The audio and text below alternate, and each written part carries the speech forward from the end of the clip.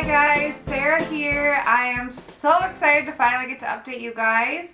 As you can see, we have a new member of our family. This is Celia Rae. Her name means Heaven's Grace. Celia means heaven in Latin, and Rae means grace in Scottish, which I am part Scottish. And her middle name's pretty cool too because my Scottish heritage, my family comes from the McCrae clan, so Rae is in that name.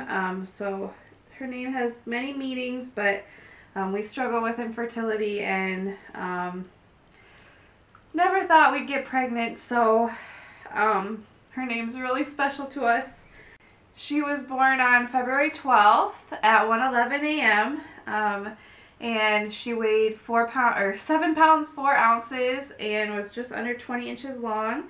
And so I was 41 weeks and 2 days when I delivered her. And she definitely looks like her daddy, which is to be expected. She's got like 2-inch long, really dark hair. She's got brown eyes. We aren't quite sure what skin tone she's going to have, but of course that can change.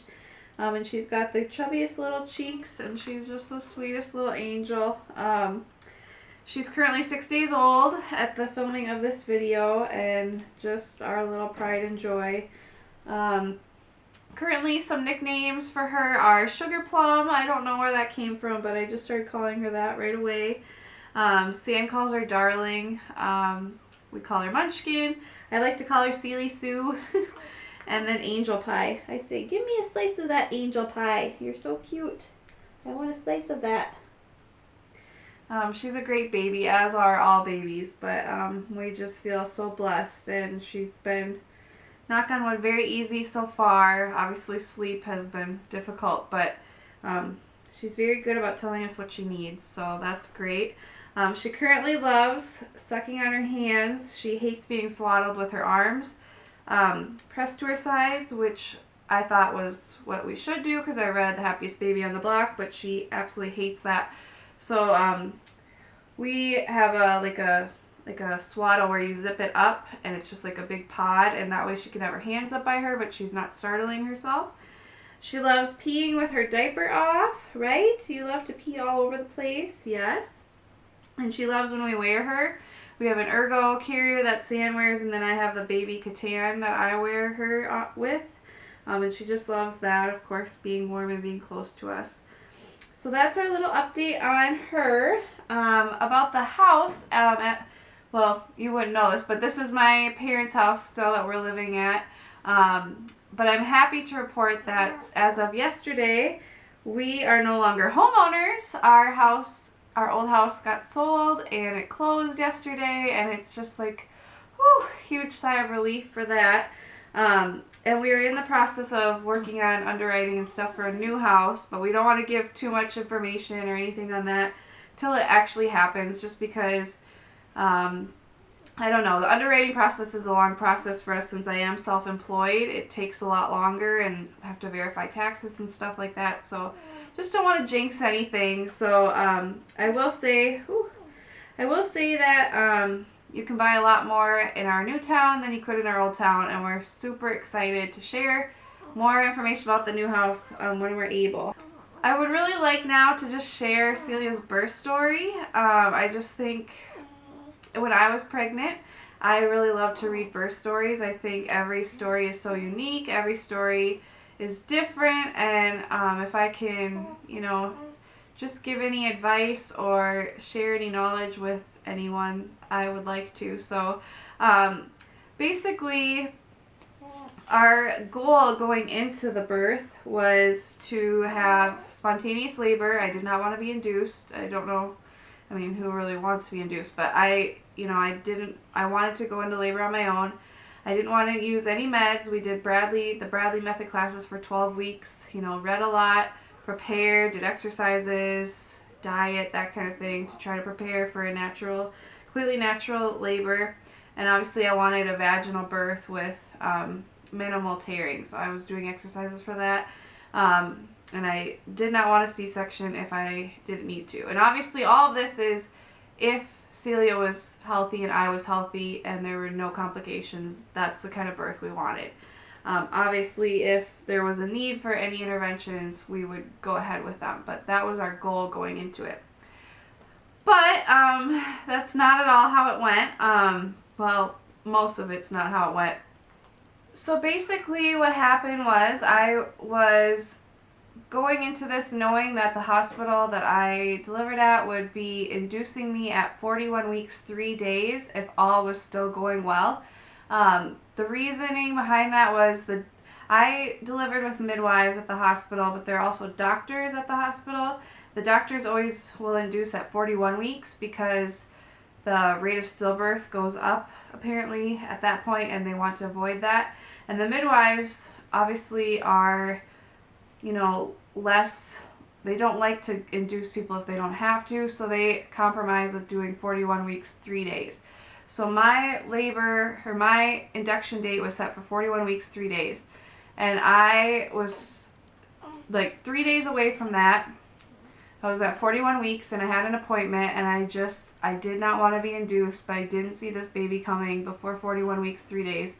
So I talked to my Bradley teacher that we had, and I said, what can I do to try to induce labor on my own? I've tried other natural things. I can't get it to happen. I don't want to be induced. What do I do? And she recommended doing acupressure. So I went in right before my 41-week appointment and had an acupressure massage where they pushed on like this spot between my heel and my Achilles tendon, a spot along my leg, like my inner leg, heel area, and then my pinky toe. And it lasted about 45 minutes, I'd say. It hurt really bad, but whatever. So then I went to my 41-week appointment just to have some monitoring done to make sure the baby was okay. And right away, the monitoring wasn't looking good. She was supposed to have 2 accelerations of lasting so much time within 20 minutes to show that she can regulate her own heart and she's not in stress. And she just barely had 2 of those, and the person working with us could tell we're probably going to keep you to do more monitoring. And then I also had an ultrasound done to make sure I had enough amniotic fluid, which I passed.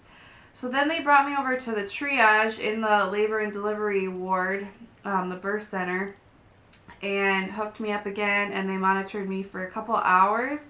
And everybody was really concerned because her heart rate would be up, and then it would dip down for a little bit and then come back up, which you don't want to see decelerations, you want to see accelerations. You don't want to see the heart rate going down, you want to see it going up and then back down to the baseline. Well, what I believe, and we all kind of came to this consensus, what I believe happened, first of all, she was a very active baby to begin with. For hours, she would just dance around on my belly. Plus, with the acupressure, I think that really made her active. And so they couldn't tell if her heart rate the baseline was the higher number or the lower number. So they figured out that it probably was just the acupressure and all the movement that was keeping her heart rate so high, and then it would go back to normal for just a little bit of time and then come back up. But we kind of said, we could either be induced today and not worry about her, and because the chance of going into labor in the next 2 days after that was pretty small, or wait until 41 weeks, 3 days, and, risk it, because our guess of what could have been happening could have been wrong. She could have been in distress. We didn't know for sure. So we just decided to go ahead with the induction, even though it's not what I wanted, but I felt like having it happen spontaneously and not on a scheduled date, I think was better for me emotionally. I think if I had gone in on 41 weeks, 3 days, I would have had stayed up all night thinking about it. I would have been worried and that kind of thing. And I think just having it kind of jump at me was better than having it scheduled. So that night we got admitted. They put me on Cytotec, which just ripens the cervix, and I was going to go through 2 doses of that overnight. They just insert it, and it dissolves, and it helps ripen your cervix. So I went on the Cytotec, and I got to sleep all night. They came in, put the other one in, and then I slept. until around like 5:30 or 6. And then around that time I got to shower, and then I went on Pitocin, which is the one thing I really wanted to stay away from because I knew based on research and things like that that it makes your contractions stronger. But they started me out at a really low dose. Thankfully, working with midwives, I know they were more like cautious about how much they would give me, and they wanted to make sure, you know, things kind of happen slowly and try to let my body take over. So when I started Pitocin, I was only at 3 centimeters dilation, and I just started on the Pitocin. I could start to feel contractions, but they were not painful. I could just, you know, they would come regularly, and they'd often come in pairs with some extra space between them. So I labored with these contractions on the Pitocin from about 6:30 a.m. to about 2 p.m. And I used the birth tub. They would get a little bit stronger, and I used the birth ball, but they weren't like, you know, anything horrible. And I kept saying, like, is this as bad as it's gonna get? Like, and we just kept checking regularly to see if I was progressing. And around 2 o'clock, I hadn't progressed very much. I think I was around 4 centimeters. So I allowed them to break my water, and right at that point, the contractions pretty much went from like a 2 on the pain scale to like, I would say a 10. They were horrible, and I really had no like build up to that. So I wasn't like able to cope as well as I think I would have if they would have kind of came more naturally. And so I, labored like that until about, I don't know, 5:30, so for 3 or 4 hours, and I just couldn't do it anymore. And I said, I really like them to check me if I'm, I thought if I'm not to a 7 yet, I just can't keep going for hours and hours at this 10 pain. So they checked me, and I was only at 5 centimeters, and I said, I don't know how I'm going to do this. So I allowed myself to get an epidural, and really I don't regret it at all, because I labored for about 6 more hours, and I don't think I could have handled that pain for 6 more hours. The epidural took about 30 minutes to put in, which is not normal, but I guess my spine is kind of curved, so they had to try it a few times, so that was really hard to stay still during the really painful contractions. But once it was in, oh my gosh, such relief. Then I labored, with the epidural until about 9:30. So in about 4 hours, 3 hours, I was able to be at 10 centimeters. And the midwives decided, let's let her labor a little bit longer just to let the baby move down into a good position. So at about 10:15 p.m., I was allowed to start pushing, and I was so nervous but so excited to meet the baby. And so the nice thing was I definitely had an urge to push even though I was on the epidural. And it wasn't like pain-free. I definitely still felt pain, but it wasn't probably as bad as it would have been had I not had the epidural. So I began pushing around 10:15, and I pushed for an hour and a half. I pushed as hard as I possibly could. Couldn't figure out why there was like basically no progress. And by that point I was so exhausted. It'd been many hours since I had eaten, and I just, I wanted to meet my baby. So a couple of OB doctors came in, and everybody was, sticking their hand up trying to figure out what position she was in. And somehow she had moved from facing my back, which I believe is anterior, to facing my front, which is posterior, which is a lot harder to push a baby out that way. So pretty much we decided I'm not going to get the baby out pushing like that. I was not making any progress, and I was exhausted already. So either, we could do a C-section, or they could reach in and try to spin the baby, which would mean I'd be back at square one. The little progress I had made she'd be pushed back up. And they said pushing her back up to spin her could also cause the cord to wrap around her neck, which would require emergency C-section. So basically our options were C-section, or try to spin her and hope for the best. So we tried to spin her, hope for the best. Super painful. Oh, horrible.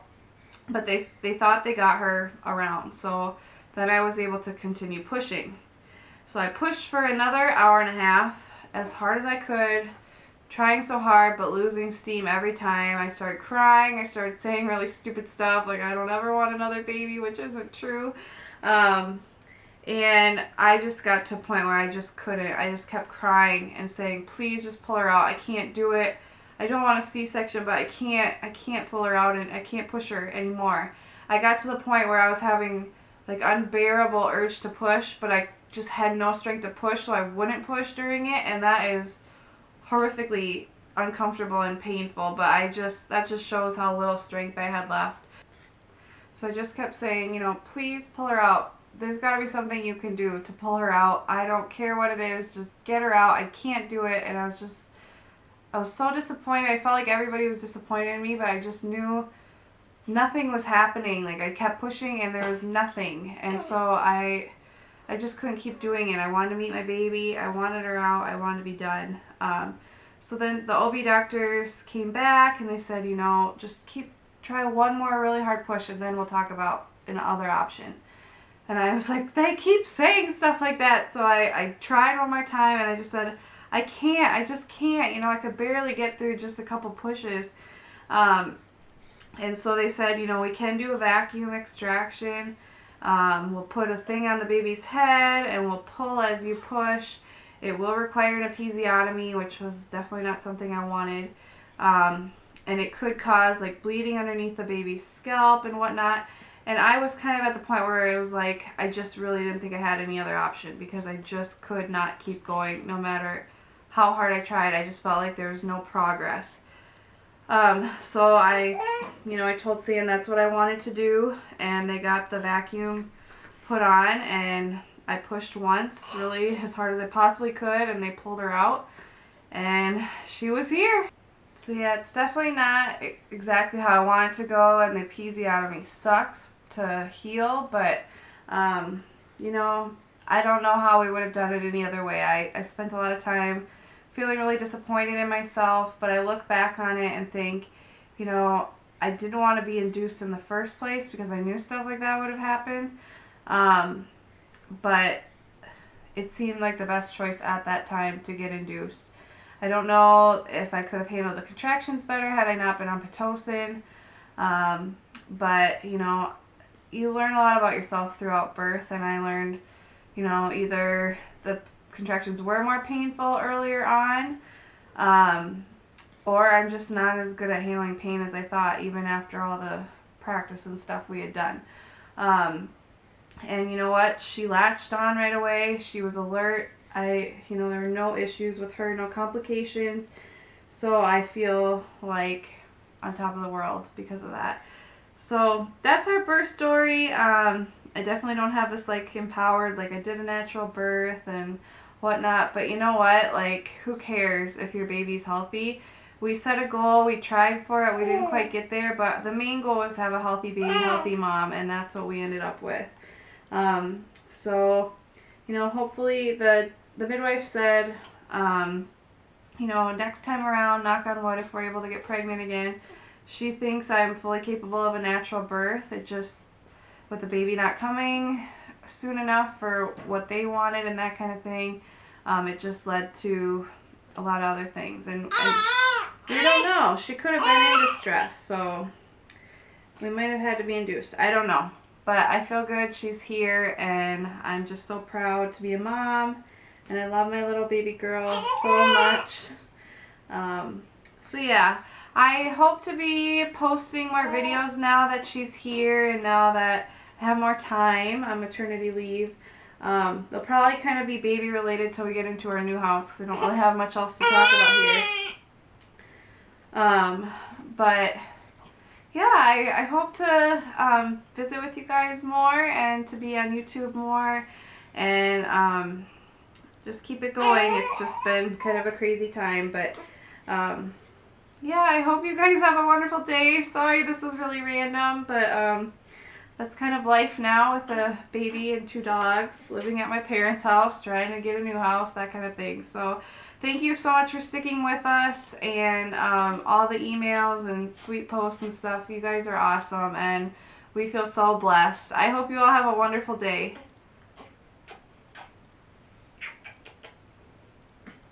My baby does the hanky panky.